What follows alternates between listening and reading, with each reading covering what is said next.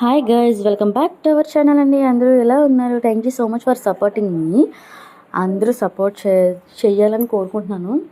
ఏంటంటే నిన్న ఎస్టర్డే యాక్చువల్గా నా వర్క్ నుంచి వచ్చాక ఇంకా మా మామయ్య ఇంటి కాడ డ్యాన్స్ ప్రోగ్రామ్ పెట్టారంటే వెళ్ళి అక్కడ చిన్నపిల్లలు డ్యాన్స్ ప్రోగ్రామ్ అయితే చేశారు. ఇంకా చాలా అంటే చాలా బాగా చేశారు. ఇంక ఇంటికి వచ్చిన వెంటనే చపాతీ చేసుకొని రైస్లోకి చపాతీ